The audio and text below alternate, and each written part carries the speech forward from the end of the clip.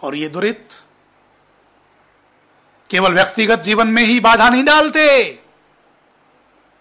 परिवार के जीवन में भी बाधा डालते हैं, समाज के जीवन में भी बाधा डालते हैं, राष्ट्र के जीवन में भी बाधा डालते हैं। राष्ट्र की सीमा पर थोड़ी सी भी असावधानी हो गई, सैनिक की थोड़ी सी असावधानी से, थोड़े से संकरे रास्ते से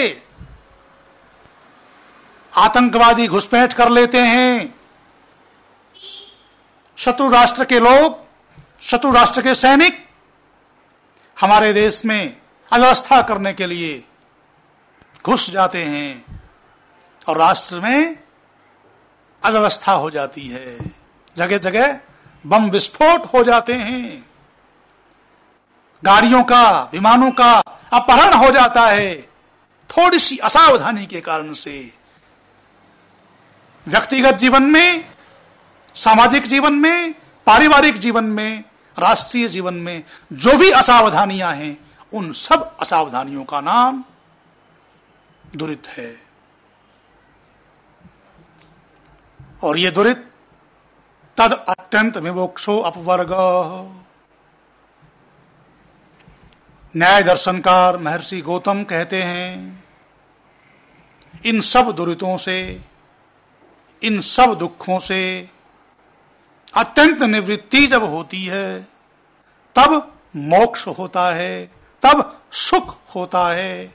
उस सुख की प्राप्ति के लिए इस मंत्र में भक्त कामना करता है, यद भद्रम तन न आसुव, जो भी भद्र है उसे हे प्रभु हमें प्राप्त कराइए। भद्र क्या होता है? महर्षि पाणिनि से पूछते हैं धातु पाठ में, भदि कल्याणे सुखे च, भद्र वो होता है जिससे कल्याण होता है और सुख होता है। कल्याण में और सुख में क्या अंतर है? जिससे हमारा शरीर सुखी हो, हमारे शरीर को जिससे सुख मिले, सुविधा मिले, आराम मिले, वो सुख होता है। जिससे हमारे आत्मा को तृप्ति मिले, वो कल्याण होता है। भक्त केवल शारीरिक सुख की कामना नहीं करता, वो आत्मिक सुख की अर्थात शांति की अर्थात आनंद की भी कामना करता है। जो भी भद्र है, जिससे भी हमारा सुख होता है, हमारा कल्याण होता है, हे प्रभु वो साधन हमें प्राप्त कराइए। और वो कब होगा? भद्र कब होगा? जब दुरितानी परासुव, सारे के सारे दुरित, सारे के सारे दुर्गुण, सारे के सारे दुर्व्यसन, सारे के सारे दुख दूर हो जाएंगे। तब जो प्राप्ति होगी, तब जो आएगा, भद्र आएगा, सुख और कल्याण आएगा। व्यक्ति के जीवन की बाधाएं, व्यक्ति के जीवन के दुरित दूर हो जाएंगे। मानसिक प्रवृत्तियों में होने वाले काम, क्रोध, लोभ, मोह, ये सब दुरित हैं। ये सारे के सारे दुर्व्यसन हैं। दुर्व्यसन सब मनुष्यों पर हमला करते हैं। जैसे सपेरे के पिटारे में सांप होते हैं और वो सब सांप जीवित होते हैं, परंतु वो नियंत्रण में रहते हैं सपेरे के। ऐसे ही हर व्यक्ति के जीवन में दुरितों के संस्कार तो रहते हैं, परंतु जो व्यक्ति उस सपेरे की तरह से जो अपने पिटारे में रखे हुए सांपों को नियंत्रण में रखता है, ठीक ऐसे ही जो व्यक्ति अपने जीवन के दुरितों को, जो संस्कारों से, जन्म जन्मांतरों के संस्कारों से उसके साथ आ रहे हैं, जहां जहां भी वह जाता है वहां वहां उसके साथ वो सब दुर्गुण जाते हैं। जो व्यक्ति इनको अपने नियंत्रण में रखता है, कुशल सपेरे की तरह से, वो व्यक्ति अपने जीवन में आगे बढ़ जाता है।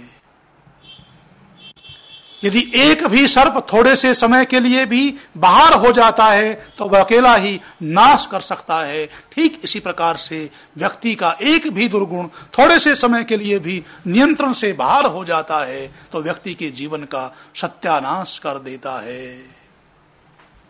कुशल मनुष्य वही है जो सपेरे की तरह अपने सारे के सारे मानसिक दुर्गुणों को, दुर्व्यसनों को, जो संस्कारों से चले आ रहे हैं, उनको नियंत्रण में रखता है, वश में रखता है। इसलिए परमपिता परमात्मा से ये कामना की जाती है कि हे प्रभु, विश्वानि दुरितानि परासुव। एक लौकिक उदाहरण के द्वारा एक ही दुर्गुण जीवन में कैसे अव्यवस्था कर देता है। एक तो छोटी उंगली पर होने वाले फोड़े का उदाहरण, जिसको आप सब आसानी से समझ सकें। वेद मंत्र बहुत सरल भाषा में बहुत सरल बात कहता है, यद आंत्रेषु गविन्योर यद वस्तावधि संस्कृतम।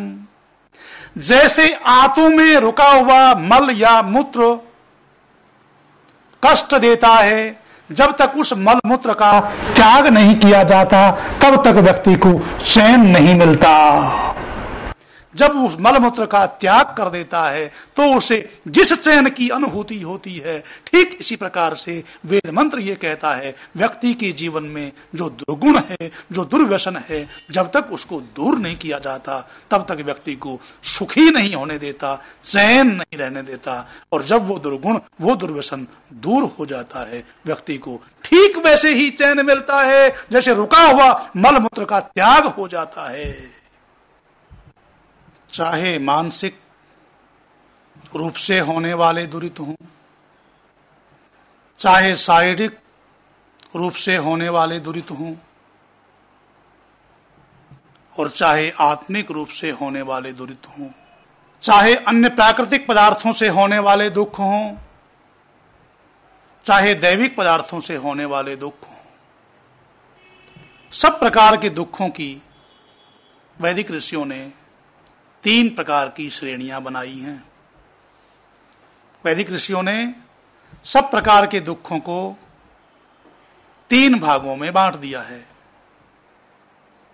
जिन्हें 3 ताप भी कहा जाता है। एक है आध्यात्मिक दुख,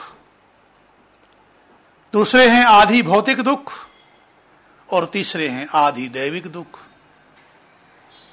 आध्यात्मिक दुख तो हैं स्वयं के द्वारा, स्वयं की गतिविधियों से होने वाले दुख, स्वयं की शारीरिक गतिविधियों से, स्वयं की मानसिक गतिविधियों से होने वाले जो दुख हैं वो आध्यात्मिक श्रेणी में आते हैं।